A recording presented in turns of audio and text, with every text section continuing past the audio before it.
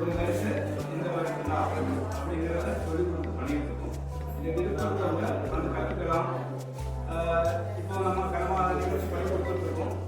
இப்போ நம்ம பயிற்சி பண்ணாலும் செயல்பாடுகள் கரெக்டாக இருக்கும். நல்லா ஒரு பொறுமையாக ஒரு தெளிவாக ஒவ்வொரு வரிசைப்படி நம்ம கற்று இதில் விருப்பத்தவங்க அதை கற்றுக்குங்க. ரொம்ப நன்றி நன்றி.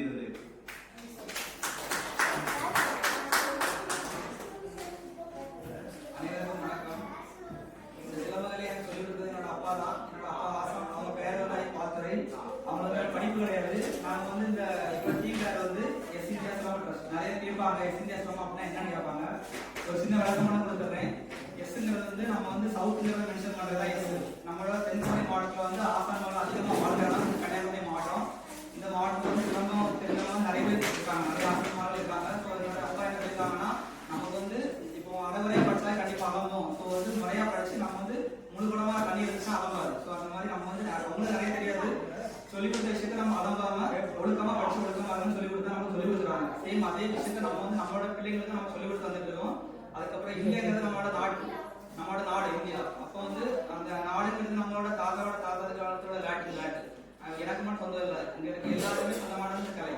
ஸோ வந்து எஸ் வந்து சவுத்து, இந்தியாங்கிறது நம்மளோட நாடு. அப்புறம் சிலம்பம் வந்து நம்மளோட கலைங்கிற போது சிலம்பம் நிறைய கலைகள் இருக்கு. அது சிலம்ப கலை வந்து ஒரு முக்கியமான கலை. அந்த கலை பார்த்தீங்கன்னா அது நம்ம தாய்கலைனா பெண்களுக்கு முக்கியமா தேவைப்படுது பாதுகாப்பு. ஸோ எல்லா பிள்ளைகளும் கலையை படிச்சு பயன்படுங்க. அது மட்டும் இல்லாமல் இப்போ என்னன்னா எங்கள் அப்பாவோட நோக்கம் என்னன்னா அந்த ட்ரெஸ்ட் அந்த உறவான காரணம் என்னன்னா இப்போ வந்து கிரிக்கெட் இருக்கு, கபடி இருக்கு, நிறைய ஸ்போர்ட்ஸ் இருக்கு. இப்போ வந்து ஒரு பிளேயர் வின்னர் எடுக்கிறாங்கன்னா உங்களுக்கு பார்த்து தெரியும். விளையாடுறாங்கன்னா பேட் எடுத்து பேட்டிங் பிடிக்கும் போது பால் அடிக்கிறாங்கன்னா கரெக்டாக வந்து கேட்ச் பிடிச்சி அவுட்டும் தெரியுது. கபடி விளையாடுறாங்க கரெக்டாக கால் பிடிச்சி அவுட்டும் தெரியுது. சிலம்பத்தில் வந்து நிறைய பண்றாங்க, ஆனால் வந்து யாரு வின்னர்னு யாருக்கும் தெரியாது. ஸோ வந்து நம்ம வந்து இப்போ சிலம்பம் நாங்கள் எப்படி நடத்துறோம்னு பார்த்தீங்கன்னா ஒரு கம்பிக்கு மேலே பிள்ளைங்க ஆடுவாங்க, ஒரு 2 அடி ஹைட்டுக்கு மேலே கம்பிக்கு மேலே பிள்ளைங்க ஆட டைமிங்கில் எடுக்கிறோம். இதே போல் நிறைய அசோசியேஷன் இருக்காங்க சிலம்பத்தில் நடத்துறாங்க, ஆனால் யாராலையும் வெற்றி சொல்லி எடுக்க முடியல. ஸோ நாங்கள் வந்து பெருசுன்னு சொல்லலை, எல்லாரும் ஒருங்கிணைச்சு அந்த வந்து ஏன்னா நமக்கு வந்து இந்த சிலம்பத்தை ஒருங்கிணைச்சு ஒத்துமையாக கொண்டு வந்தால் மட்டும்தான் நம்மளோட ஃபியூச்சர் நம்மளோட இங்கே இருக்கிற பேரண்ட்ஸோட பிள்ளைங்களுக்கு வந்து யூஸ் ஆகும். சிலம்பம் படிக்கிறாங்கன்னா அதுக்கு கலையாக நல்லா வளர்ந்துருச்சு. ஆனால் வந்து ஸ்போர்ட்ஸாக இன்னும் மாறல. மற்ற விளையாட்டு சிலம்பத்தை பிறந்த நிறைய விளையாட்டுகள் வந்து ஸ்போர்ட்ஸாக மாறிட்டு, சிலம்பம் வந்து கலை மட்டும் நல்லா வளர்ந்துச்சு. ஆனால் ஸ்போர்ட்ஸாக மாறல. ஸ்போர்ட்ஸாக மாறினா மட்டும்தான் நம்மளோட அடுத்த தலைமுறையோட பிள்ளைங்களுக்கு வந்து ஃபியூச்சர்ல ஒரு பிசினஸ் பண்றதுக்கு ஒரு 4 பிள்ளைங்க சொல்லி எடுக்கிறதுக்கு அதுக்கு இல்லைன்னா அப்படின்னா ஒரு வேலைக்கு யூஸ் ஆகும். ஸோ ஸ்போர்ட்ஸாக மாறதுக்கு எல்லாரோட சப்போர்ட் எங்களுக்கு வேணும்.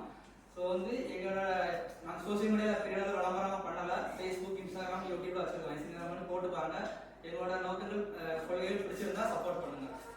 ஏன்னா நமக்கு வந்து இந்த விளையாட்டு வந்து வெற்றி தோல்வி தெரியாம நாங்கள் நடத்தி வந்துட்டு இருக்கோம். ஒரு அப்பா வந்து ஒரு 30 வருஷமா கிளாஸ் பண்ணி கொடுத்துருக்காங்க. அவங்க சுத்தமாக படிப்பு கிடையாது, ஆனால் விளையாட்டு வந்து அந்த அளவுக்கு இருக்கு. அவங்க வெளியே காமிச்சிக்க மாட்டாங்க.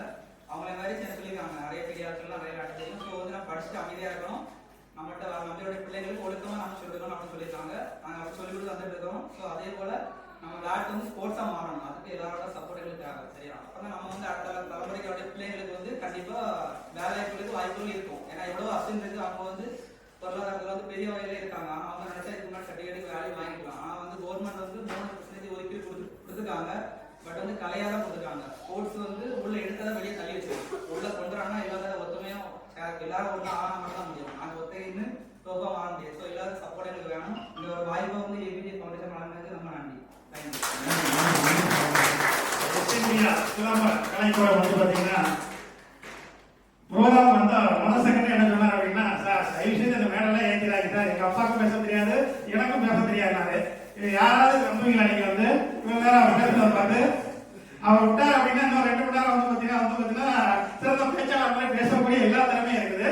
என்னன்னா அந்த வழி உங்களை கண்டு பாத்தீங்கன்னா கிட்டத்தட்ட அப்பா வந்து பாத்தீங்கன்னா மேலே வாங்க மடைக்கு வாங்க அவங்களுக்கு அவர் அப்பா வந்து பாத்தீங்க அப்படின்னா வந்து ஒரு கிராமத்துல இருந்து வந்து பாத்தீங்க அப்படின்னா உங்களுக்கு ஒரு பின்தங்கிய பகுதியில இருந்து வந்து பாத்தீங்கன்னா உங்களுக்கு பொருளாதாரத்துல வந்து மிக மிக மிக பாத்தீங்கன்னா பின்தங்கிய இடத்துல இருந்தா கூட சரி நம்ம தமிழரோட பாரம்பரியங்களே உங்களுக்கு வந்து இதை வந்து கஷ்டப்பட்டு கத்துக்கிட்டு உங்களுக்கு வந்து உலகம் ஃபுல்லா அந்த கலைகளை வந்து கொண்டு போனவங்களுக்கு இந்த கலைகள் மூலியமா நம்ம குழந்தைகளுக்கு வந்து பாத்தீங்கன்னா முதல் உடல் ஆரோக்கியம், 2வது மன ஆரோக்கியம், அது போக வந்து பாத்தீங்கன்னா சுய ஒழுக்கம், கட்டுப்பாடு, அது போக வந்து அவங்ககிட்ட இருக்கிற வந்து தாழ்வு மனப்பான்மை ஒழிச்சவங்களுக்கு உங்களுக்குள்ளேயே வீரத்தை வெளியே வந்து தேடாதீங்க அப்படிங்கறத கத்துக் கொடுக்கிற ஒரு மிகப்பெரிய ஒரு ஆசானா கிட்டத்தட்ட தன் வாழ்நாளே அர்ப்பணிச்சு இன்னைக்கு வரைக்கும் வந்து பாத்தீங்கன்னா எந்த வித பிரதிபலனும் பார்க்காம.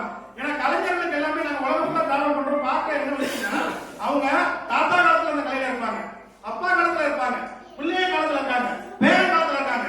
வரிசையா வந்து பாத்தீங்கன்னா அந்த கலைகளை அழியாம காப்பாத்துறது இந்த மாதிரி வந்து பாத்தீங்க அப்படின்னா அருமையான கலைஞர்கள் தான் உங்களுக்கு வந்து பாத்தீங்கன்னா.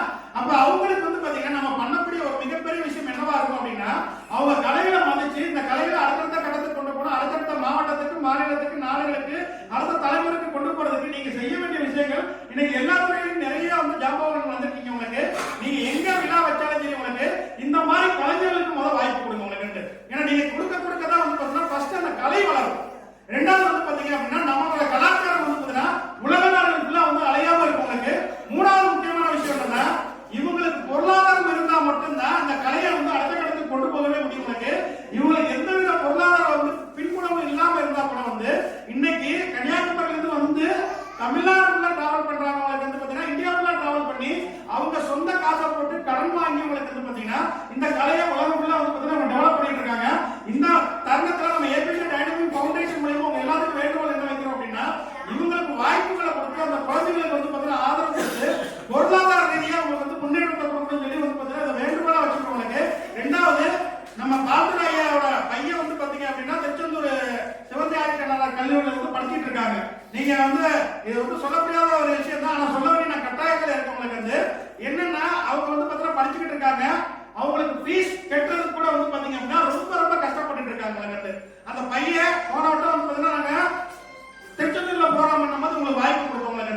அந்த டைம்ல அந்த பையன் என்ன சொன்னா அப்படின்னா உங்களுக்கு நான் வந்து படிக்கிறதுக்கு வந்து ரொம்ப கஷ்டப்படுறேன் உங்களுக்கு பாத்தீங்கன்னா ஃபீஸ் என்னால கட்ட முடியல உங்களுக்கு, அதனால என்னோட படிப்பை வந்து பாத்தீங்கன்னா நிப்பாட்டிடலாம் இருக்கேன் உங்களுக்கு அப்படின்னு சொல்லி ரொம்ப வருத்தமா வந்து பாத்தீங்கன்னா கண்ணீர் வடிச்சு சொன்னாங்க உங்களுக்கு.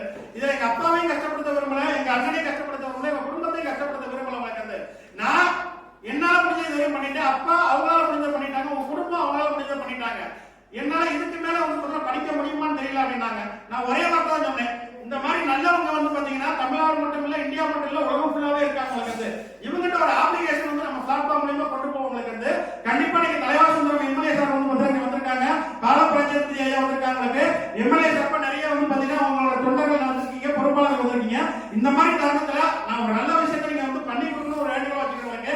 ஐயா பையனுக்கு யாரெல்லாம் முடியுமோ உங்களுக்கு வந்து அவங்களை வேற ஒண்ணுமே அவங்க கேட்கலாம் உங்களுக்கு. அந்த காலேஜுக்கு வந்து ஃபீஸ் கட்டக்கூடிய ஒரு வாய்ப்பு உங்கள யாருக்காவது இருந்துச்சுன்னா கண்டிப்பா அதை பண்ணி கொடுக்கணும்னு சொல்லிட்டு உங்க எல்லாத்தையும் நம்ம அமைப்பு சார்பா ஒரு தாழ்மையான வேண்டுகோளா வச்சிருக்கோம். ஏன்னா இது அவங்க கேட்கல, அவங்க சொல்லவும் சொல்லல உங்களுக்கு வந்து எங்களுக்கு இந்த கலையை காப்பாற்றக்கூடிய கடமை எங்களுக்கு இருக்குது உங்களுக்கு.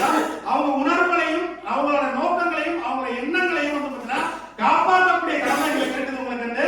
அவங்க கேட்காட்டி கூட அதை பண்ணக்கூடிய நோக்கத்துல நாங்க இருக்கவங்களுக்கு அதெல்லாம் வந்த எல்லா நண்பர்களையும் நம்ம வச்சுக்கிற ஒரு வேண்டுகோள் உங்களுக்கு வந்து யாரெல்லாம் முடியுதோ அவங்க பையனுக்கான படிப்பு உதவி பண்ணுங்க. இந்த படிப்புக்காக நீங்க கொடுக்குற உதவி கிடையாது, இந்த கலையை வாழ வைக்கிறதுக்கு நீங்க எல்லாருமே சேர்ந்து செய்யக்கூடிய ஒரு உதவி உங்களுக்கு. இந்த நல்ல தருணத்துல உங்களுக்கு வந்து பாத்தீங்கன்னா சிறப்பா வந்து பாத்தீங்கன்னா இந்த கலையை அரங்கேற்றம் பண்ண எல்லா பிள்ளைகளுக்கும் வந்து நன்றி சொல்லிக்கிறவங்களுக்கு வந்து நன்றி வணக்கம்.